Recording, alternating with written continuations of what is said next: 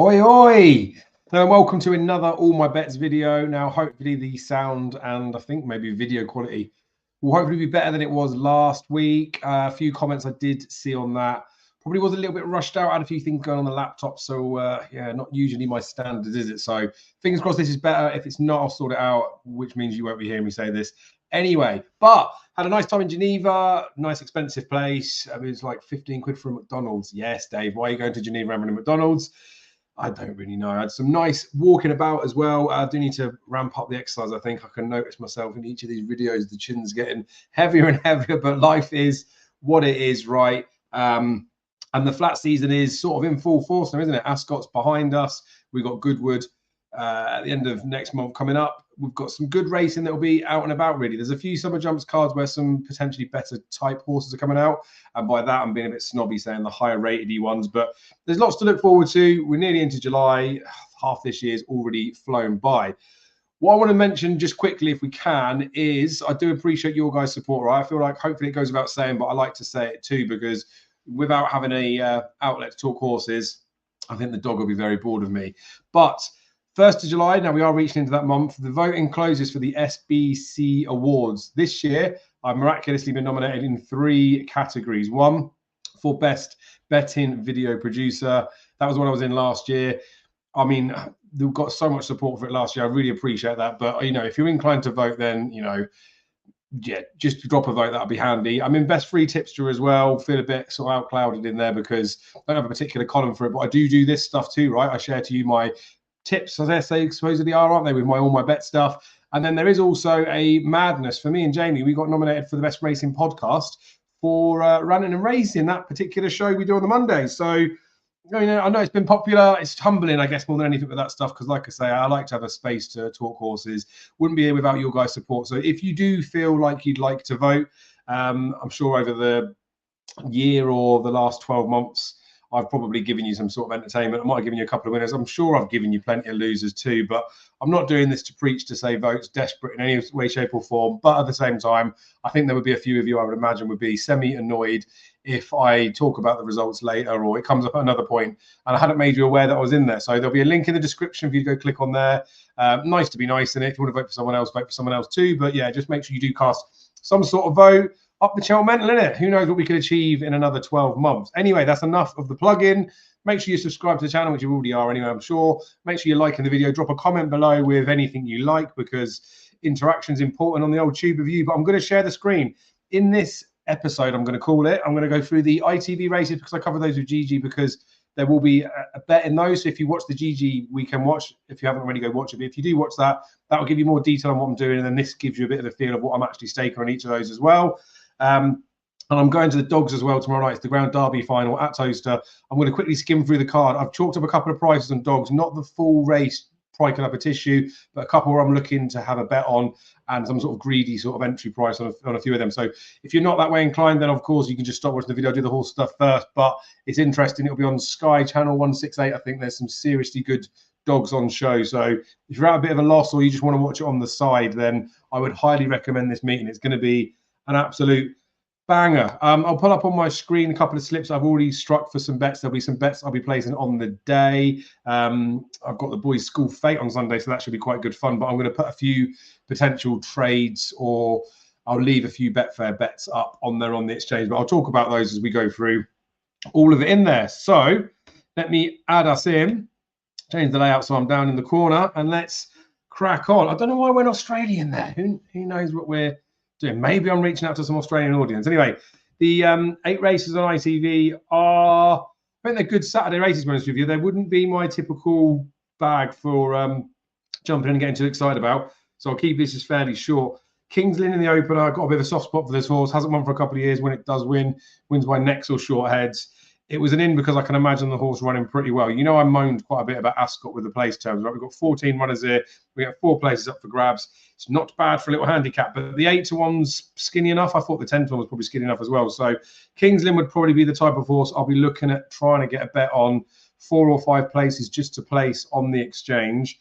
Looking at one of those sort of prices, like if you're getting 2-to-1 plus for it to finish top 4, or being really generous going for top 5, then I'll have a go on that. Wouldn't be getting heavily involved. That'll be sort of a 25 quidder type bet. The Chip Chase Stakes, so I'm not doing them in the order of ITB, I'll just do all the Newcastle stuff first, then we'll come back and do the Newmarket bits. But I have had my first bet, which I can put up on the screen, which is Montasib. So got this bet put on for me, fifth of the odds, but 4 places up for grabs, which again I thought was great value. Talking about the Royal Ascot stuff, look, we've got 11 runners in here. Yes, we could have nons, I get that. Talked about that Vauban race, where we had 10 runners, and it was a Royal Ascot meeting. You had a short price favourite, and there wasn't a particularly bad each way race for bookmakers, I don't think, but they weren't offering the 4 places. I will stop moaning about that at some point in my life. But I like Montasib. I thought the penultimate run in the Camage was pretty decent. The last time out, I just don't think there was enough pace in the race. I'm a tiny bit worried about in this instance. I do speak to a few people. I won't name drop, but someone that I did speak to does seem to think that Kinross will be okay, and we're getting too big a price because people are thinking he probably needs the run, and this is a significant drop in class of what he's done before. But I think Montasib should be there or thereabouts.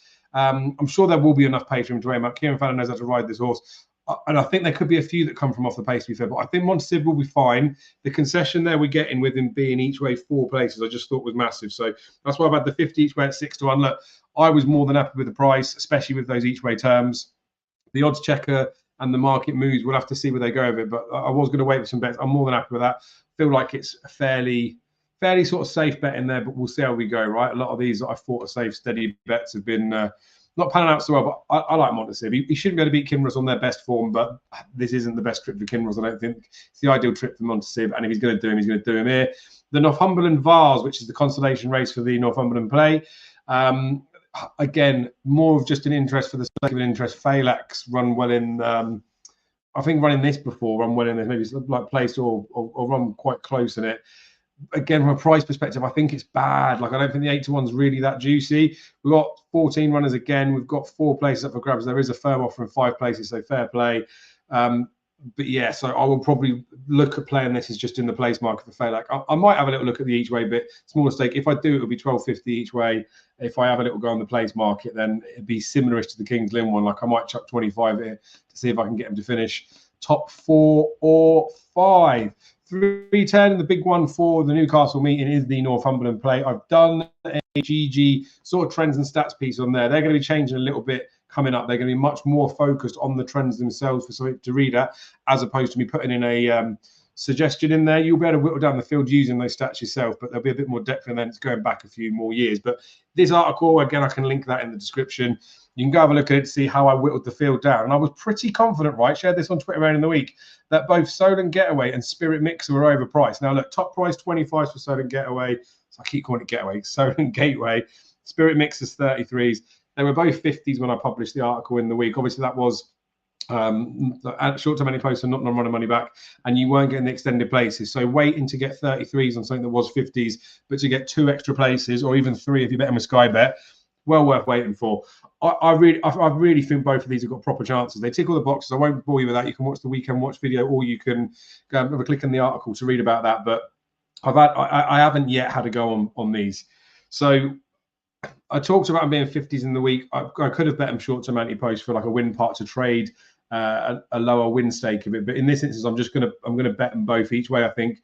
And again, I might possibly look at just having a good hit in the place markets, because potentially like 6 places, it depends how weak they are in the win sides, but there's an outside chance we're getting 6 or 7 to 1 on these horses, maybe 5 or 6 to 1 for these horses just to place top 6 without even having to go and win the race. And there's a part of me with these types of horses, yes, it's nice to be able to go boom, I've got a 33 to 1 winner, but I sometimes feel better having like 25 quid on each of them to place top 6 when it's sort of, let's say for conversation's sake, it's 5 to 1.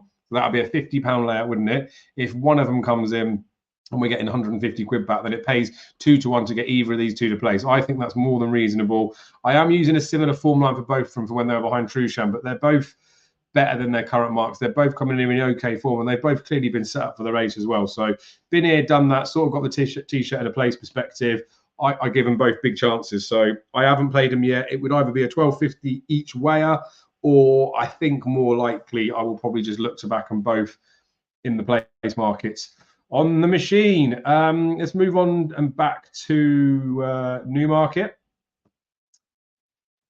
because there's some good action here as well. We didn't do the 140 because it's not on ITV, duh. But this is where the second bet of the day comes in, and they wouldn't be my biggest bag of things to have an opinion in. Now, I did talk about Shareholder when he was first time up, when he was 6-4 favourite. Yes, he was getting weight, bred to be one further, got the job done, didn't he? Was a bit green, just got his head robbed, right? And it's one of those, if he'd just been beating a short head, then I don't know, people might have given me a bit more credit for it, but I'm not trying to say that for this reason, but I just mean he was a short price for the way that he won first time up because of all the unknowns. Then at Ascot goes off at like 16s or 17s on Betfair SP after showing that he can get the job done at the trip. It's a bit mad. But there's not too much to go by in lots of these, right? So the one that I do like, it is now favourite, Tales of the Heart. I'll pull up the slip. I've had 50 each way on this one as well, at 9-2. 4 places up for grabs. More than happy with that. Now, this is a decent enough race, but it's not the best renewal of the race. Trainer's got a good record in the race. I think this horse's performance at Kempton was really impressive as well. Like, she looked a little bit light. Again, go to the GG Weekend Watch. Go give that a watch. To see the reasoning behind all this stuff. But Andrew Mountain likes this one too. We've actually both napped her on the GG Weekend Watch though. So again, I say that, I don't know, this will like heightens people and be like, oh, you both napped it. Let's have 5 times the amount that I would normally have on something. I've had 50 quid each way. Like, the 9-2 is obviously, it's a little bit of a loss if it does just place, but I felt like the concession was okay in that instance. And I do fancy this horse to win, and I could see it being an obvious shortener. So where I talked about the Shareholder thing, and his price being 6-4, and, you know, I got that one wrong. He won the race, yada, yada, yada. It's more to do with the fact that your bet can be driven by the price that it is and what the price that you think it will be. So the perceived value would make you bet differently. So in this instance, if I was betting now at 7-2, I would probably toy with still betting each way, because yes, you'd be making a loss. There's 4 places that perhaps a little bit safe. I'd probably be thinking about maybe sitting on this and waiting a little bit. If it was short, or say like a 3-1 or 5-2 poke, yes, I still think she'd win the race, but I wouldn't be having the same outlay. I wouldn't be having the 100 quid on her. I'd probably be having 50, something like that. But yeah, like, proper chance. There's obviously some good horses in there. TJ's got some form with that Rashid Bar, isn't it, going through to Ascot. We didn't see Chili Breeze run that I fancied because of the TJ form, beat this horse. We didn't find out what happened with that in the Chesham. But Tales of the Heart, I think, is I think Tales of the Heart's pretty useful. Hoping she is anyway. Move on. The 250 at Newmarket's the Fred Archer listed stakes. So these, again, the types of races. This would be more my bag of a race I'd want to get involved in. However, I'm not having a bet in this race. I've put up King of Conquest on the GG Weekend Watch. I think the price is about right. So I don't think I put him in there as a selection, proper like tip type stuff. So hopefully that's conveyed in there. My moral compass wants to always bet something that I've said in there. So who knows? I might just, for my head to feel better, might have 25 quid on King of Conquest. But he's got the potential to be the right one. Kamari hasn't had the prep run he's had the last couple of times when he's won it and come second. I just think King of Conquest has got the form in the book to beat all of these. Crystal Delight could be the progressive type one, but hasn't shown enough yet to suggest that it would be King of Conquest. I feel like it's probably quite straightforward that King of Conquest wins. 6-4 is not a terrible price, to be fair with you. Yeah, sort of. I'm soft on these ones, especially for steaming into shorties on the flat. Like, I don't feel as comfortable doing it as I might do with the jumpy stuff. The Criterion Stakes is another good race. Now, this is one where I've suggested that I'd play Tiber Flow at the prices on GG Weekend Watch. He was 5-1 at that particular point. I do think that Noble Dynasty is a very good horse. Hasn't really been tested in this class type yet. Again, I'll talk about it in the GG Weekend Watch stuff. But the 2-1 about him is possibly getting more attractive than the 4-1 about Tiber Flow. So yeah, it feels like a race I shouldn't really be having a bet in. I think it looks a real good race to watch. I think lots of people would be of a stronger opinion here than I am. But like, you've got Pogo in there to set the pace, which is what happened last time out for Tiber Flow to go and win in the John O'Gorn.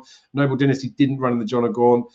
Technically, Noble Dynasty, when he's ridden off of a break, he had a one like significant break, 400 plus days, so you can ignore that because it was obviously an issue. But when he's had a break of like 50 odd days, got a tremendous record. So coming in here fresh is a potential positive, as opposed to him coming in here having won the John O'Gorn type stuff, which obviously that wouldn't have been a bad thing. So I think Noble Dynasty could be the one to side with, but I'm more price driven than anything else as well. Like, I think it's between Tiber Flow and Noble Dynasty. The thing I mentioned in the GG Weekend Watch for Tiber Flow is he's won the last 3 springs on his first run of the spring. So his third run of the spring, I think I did say that. And then he's followed it up every single season. So the same could happen again, but there was just something about him when he had the full couple of runs ago, which is really unfortunate. No ill effects of that last time out, so maybe he'll just be a little bit of a different horse this time around. But I did say in the video I'd happily pay to sort of find out. I don't know if I will. Again, from the moral compass side of it, I might just chuck a couple of quid in there to be in there with it. But yeah, we'll see how we go with them. Be one of those, obviously, again, if he goes and wins and GG is sharing me saying like a winner for Dave tipping up Tiber Flow, then I mean, I'll hold my hands up and say that, yeah, it wasn't a strong fancy, but, you know, at the end of the day, people that are watching that will be interested in potentially what we fancy, maybe betting off the back of it. So like I say, my moral compass might look at playing this one as I'll have a bit on Tiber Flow. And if I did do that, I would probably bet Noble Dynasty as well, which could end up as a nightmare, couldn't it? I don't want to throw chunks of cash at this race, though, so it wouldn't be significant wagering. That is the horse bits done. So let me pull my beautiful face with all these back up on the screen. I'm going to continue and go through the dog stuff. So if you're interested in that, then please hang around. There's a few bets that will be in there. I do all right on the dogs, to be fair. Picked up a few quid from Hills today for a dog that they proper ricked the price, and I was happy to get on that one. You don't want to hear that. But so yeah, continue watching on that. And again, I'll just reiterate that SBC Awards. I'll put the link down below. Again, I'm not making anybody do anything, but I'll be stupid not to mention it. I do appreciate all your guys' support anyway. If you want to ramp up some friends and family and people to get an extra few votes in there, look, I don't expect to be winning in any of those categories, but it is a pretty proud achievement for myself, coming from someone that just likes horse racing and likes to talk about it. To be able to host the Towcester preview at Towcester Racecourse for Cheltenham was like a mad one as well. And then given the fact that the redundancies come in, and I'm guilt tripping you a bit now, but I'm trying to do this as like a potential forever thing. Like this has been my income, betting and contenty stuff since the beginning of the year. I'm sure there'll be a few people out there that are watching that thinking, Jesus, you must be going through some hardship if it's come from your punting too. But I'm ticking over, I'm doing okay. It's a bit of a scary sphere to be in. But then in the midst of this stuff, right, to get some sort of recognition from a wider position. I know some people don't like the awards and stuff, but it means a lot to me, to be honest with you, because it's not, I don't want to say like unsung hero-y type stuff, but I just mean there are people out there that are supportive, like you guys on here and Twitter and Facebook and stuff. Like, it's really nice to get that support. But there's a lot of people out there as well that, I don't know, sometimes like to have a bit of a dig, which I don't care about as much. I do need to get thicker skinned with. But it's nice as well for those unsung hero type people. And what I mean by that is, are the people that appreciate what you're doing, but you don't hear about it as often, if you know what I mean. So like, if I see people at the race course that have never commented on the channel but want to buy me a beer or want to say something nice, man, it means a lot more than I think people probably realize, because I don't do this from an ego perspective to be, wow, look at me, what I'm doing. I do this because I love horse racing. I'm passionate about it. I like to share with people because I like to talk horses, and I do feel like I've got an advantage over your day one punters or very early entry people, and I hope people can pick up a thing or two with following people like myself. And there's obviously lots of people out there you can watch real good content, but just following people and learning sort of from our mistakes. You got to make your own mistakes. You got to feel comfortable with what you're staking and stuff, but I try and promote it as responsibly as I can. Anyway, enough of that waffle. Let's crack on with the doggeroonies. If you're interested, this won't take very long, to be fair. I'm going to give you a few dogs. I don't know how good it looks on the screen. I don't think it's going to be particularly clear, but you're not going to be specifically interested in the times and all that sort of stuff. I'm going to talk dogs with you. So it starts at 6:01 tomorrow. Cards haven't been priced up yet. They may come out later this evening. They'll probably be priced tomorrow. Two things I need to say from the top of this. One, if you get on the early shows, there can be some price ricks. You can get some monster value in there, but it's the question, can you get on those early shows? So I can bet with some firms in store. There are some tracks that won't take bets on Towcester, some bench that won't take bets on Towcester and certain tracks as well. So it can be a little bit tricky to get on the earlies, but the exchange ends up being my best friend, right? So I'll normally price these slightly differently to what I would do with a horse, because with a horse I know I can get in, and if I know I can get in at a big enough price, I'm pretty sure I can get out as well if for any reason there's weakness or vibes in the market. With the dogs, I do feel like there are big arse layers for the favourites, and on the exchange they're betting such a low percentage. There'll be lots of dogs. Doesn't always happen, but there'll be dogs that have 1 to 2 pokes as a bet, like an actual bookie SP or an industry SP, that you'll be getting even money on the exchanges for. And it's not always the case, but there are some that people just like to get, and it's the type of dogs they are. So I'm not going to go into too much detail on those types of things, but this first race we got here, really sad that Droopy's Clue wasn't able to make the Derby proper, because this dog did the track record in April and then fortunately suffered a bit of a setback after that. Now, he's done a couple of trials recently, so he's coming back. I'm sure he'll be pretty fit. but there's no like substitute for racing. But this dog just does the clock everywhere he goes, and he's been running sort of like 4 bends and 6 bends. The semi-problem with Towcester is it's not really a track you want to be back running. So when he did the clock, he actually popped out and managed to turn handy, and then was able to win from turn off the second bend.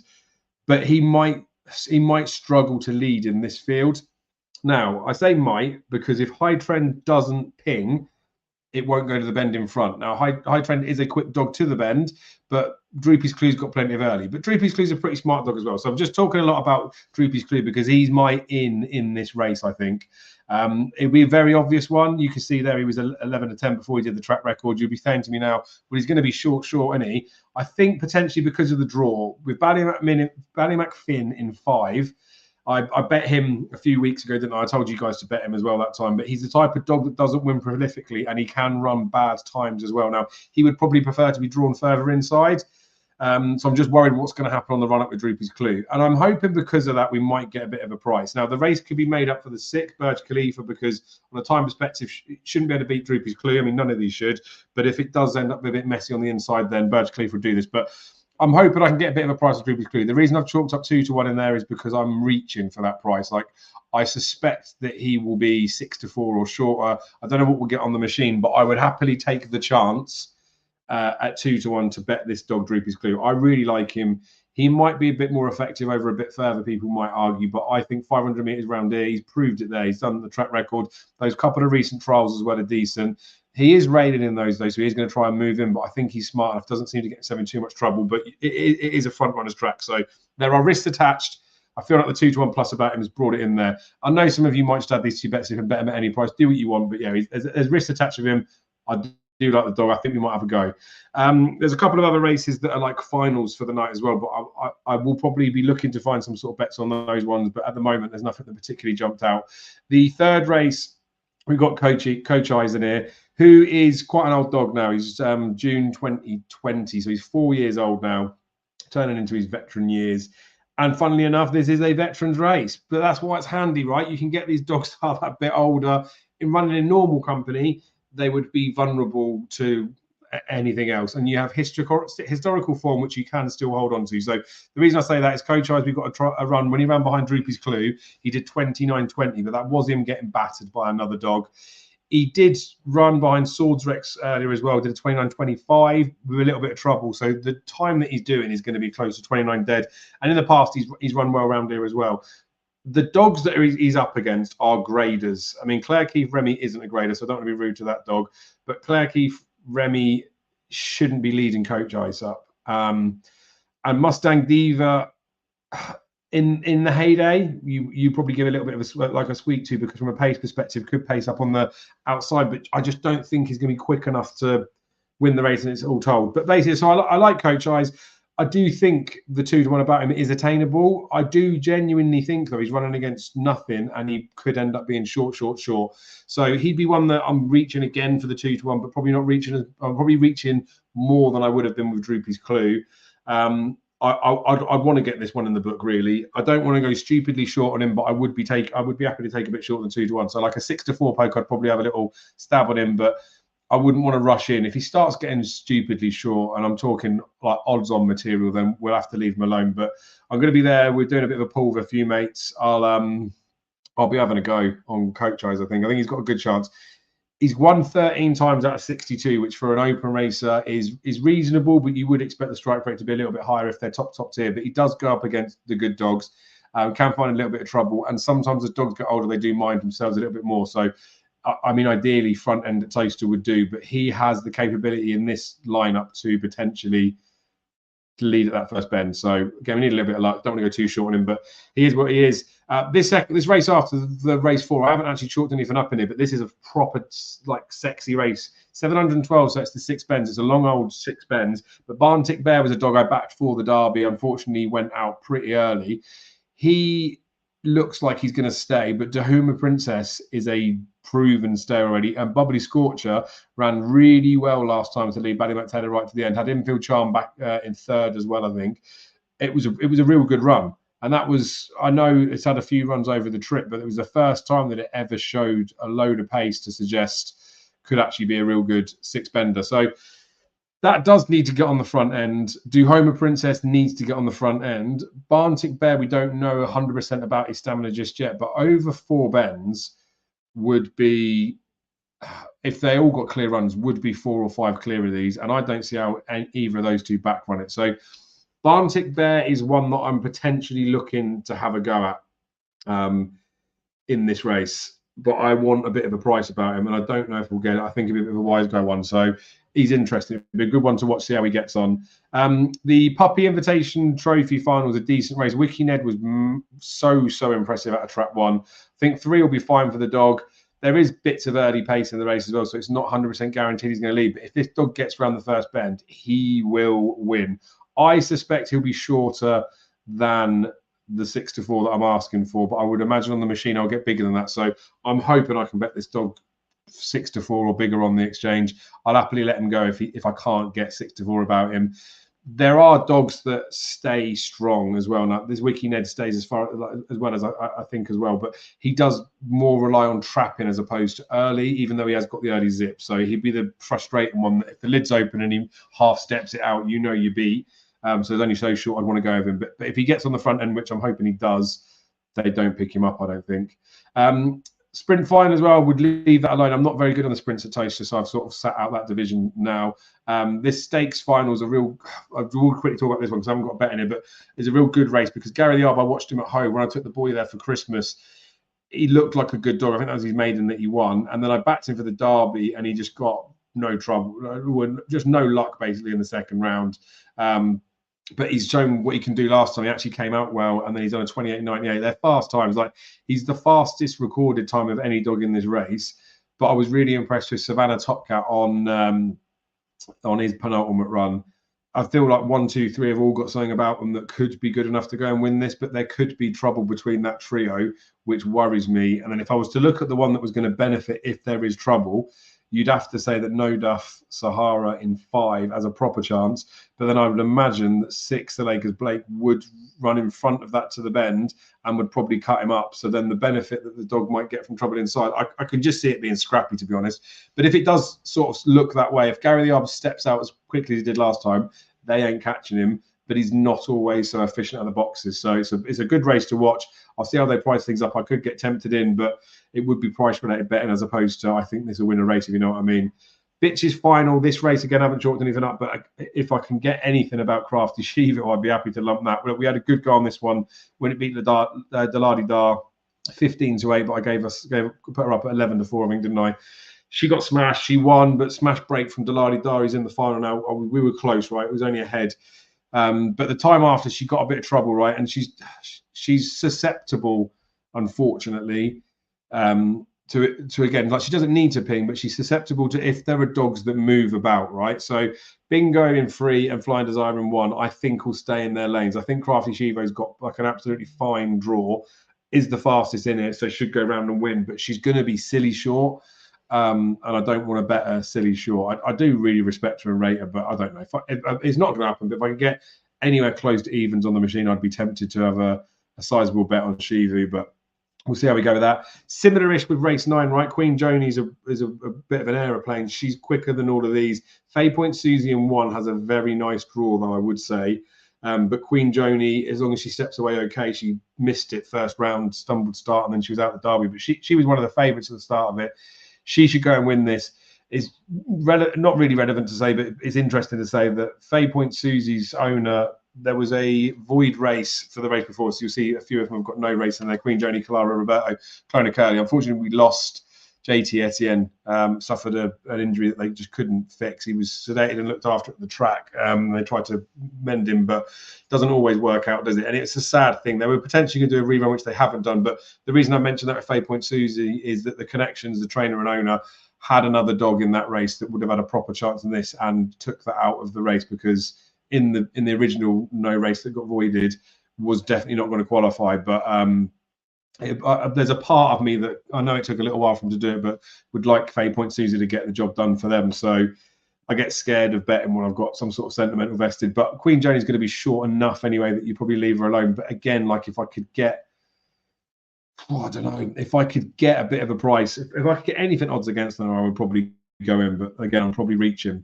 The Prime Beef Challenge Trophy. Now, Garfinny Blaze is a real stalwart staying greyhound. Unfortunately, I'm not sure what the setback was, but missed this engagement. Now, Queen Georgia, first time in because there's 2 heats for 2 rounds for this, then it's the final, so 3-round competition. Did the clock 42.73. Cooler Crow did 42.43 last week, so the clock's been smashed the last twice. I really rate Cooler Crow. My negative with him is he did a 15.88 sectional, which is rapid. He won't always do that at Towcester. Normally he's sort of 16.10 plus, sort of 16.30s maybe. Queen Georgia is more consistent out of the boxes. Queen Georgia's going to get first run on Cooler Crow, I think, unless Cooler Crow pings. And then I think that she's not for catching. I think she'll just keep digging it out when she's in front. So it's a hard one because I think Queen Georgia will win this. There's not really much to split them in the betting, to be honest with you. They're going to probably be 11 or 10 the pair or something like that. So it's betting for opinion rather than anything else. So I don't know, but I'd be tempted to have a go on Queen Georgia. But I talk about her with her pace going to the bend. Like if she doesn't come out, she wouldn't be able to back run Cooler Crow. So you're almost betting a 6-bend race to get to the first bend, which I don't often like doing, to be honest with you. Derby final night invitations, got some nice dogs in there. Cost Tokyo still made him a bit of a monkey, but yeah, he's probably on, like when you look at form and stuff, would be one of the ones that you get drawn right to in it. I really like Miracle out in 6. I think the wide draw is amazing because 5 Miami Bullet is more of a bang railer than you've got in Cost Tokyo in 2. And I think this Miracle has done a real fast section, did a 3.94 in his penultimate, but even before that's done lots of 4.08s, will get round in front, I think. And in doing so, will be enough to win the race. Cost Tokyo, if he ever goes by, would potentially be able to back run it, but Miracle, I would probably look to bet. So I haven't chalked a price up in here. We're doing this just now, aren't we? But I mean, I'd hope with Miracle, we'd still be getting 5 to 2 plus about that dog. So Miracle will be a bet for me, 5 to 2 plus. I'm hoping we get a bit bigger than that. So add that in if you want. The actual Derby final itself, I had a couple of anti-post plays. Well, actually had quite a few. But we've got Boyle Sports Bob and Memphis through to the final. It's not loads. I get 150, whatever the result. I get, I think 250 if King Memphis wins it, and then I get 325, I think, if Boyle Sports Bob wins it. So I've greened up and I've made a profit on the Derby anyway. King Memphis, if he leads, will not be beaten, but it's a final, right? Anything can happen. Gaytime Nemo I put up last year didn't trap all through the Derby and the final night blast at the boxes. And there's a few that could do that here, but I really do think Memphis will win this. Boyle Sports Bob's a weapon, but he could potentially back run most of these, but I don't think he will. Champion Stakes final is a nice race. This is one that I will do a bit more work on. I think I might be able to find it in here, but there's just lots of dogs that are rapid, and there are lots of dogs that run very differently depending on what happens at the bend. So I need to work out how things are going to go into that first corner, because Romeo Command was good at 4 last time. I'm worried about him being as far out as 5, to be honest with you. So that made me want to look away from him. And then in the Durando Marathon, right, this is not happening. I'm telling you for a fact, right? But Ballymac Taylor is a marathon bitch. She's really good. She's maybe a little bit of a rogue. Over the 6-bend trip, so the 700 odd meters, she was a 10 to 11 favorite last time. I did actually bet her, right? Because people were laying her. I think she was short in the earlies, and then I think I was getting 7 to 4 about her on the exchange, 6 to 4 for definite. She did just get up and win, but she won at the end of the day. And over this trip, I think she's pretty much unbeatable. She actually fully is a second faster than lots of these dogs. Now, the last time she's run over the marathon, or the last twice, she's been 1 to 14 and 1 to 11. She doesn't really have much competition in it this time. Like 2 of the dogs that she battered those days, Anton's Maggie and Fabulous Aurora, are in this race. But the 6 is a bit of an up and coming stayer. Needs to find out some. Sorry, it's needs to be an up and coming stayer if it's going to be Ballymac Taylor. But October 20, so best days are behind. Ballymac Taylor is just miles clear. She's going to be stupidly short, so it's almost embarrassing to have 4 to 6 chalked up on her. But depending on how the night's gone, depending if people have had a few beers or something, for some reason, some people like to lay these ones. Space Jet last year, I think it was last year or the year before. I want to say last year. I think it was last year because it was when Nemo won. I'm sure she went off at 1 to 5 or 1 to 10 or something. And I was driving back with my dad, and I just emptied my Betfair on it. because I got 4 to 5, I think, or I got a stupidly big price. For some reason, some people like to lay them. So I've chalked that in there as a trivial, I don't know, we might get match type thing, but it's one of those. If for any reason you're while watching the racing for the night, you might not get it with the actual sports books, but if you go on the exchanges and people are offering a price back value Matt Taylor, don't treat it like horse racing. I think people know something that we don't know. She'll win this, and I think she'll win it pretty well as well. She beat Infield Charm before. Now that's the only thing. If Infield Charm gets on the bunny in front, she will back runner, but she can be a little bit of a monkey. So that's why we might get some layers in there. Anyway, 35 minutes of this has gone through, so it's a long old watch if you stuck through it. But there where we are with the dogs and bets for Saturday. Might be a couple of other bits that dot about, but keep my powder fairly dry because I'm going to enjoy the dogs, and hopefully we've got a couple of chances on the horses as well. So as always, thank you for your guys' support. If anyone's lasted this long, then you're an absolute hero, and I'll see you all again very soon.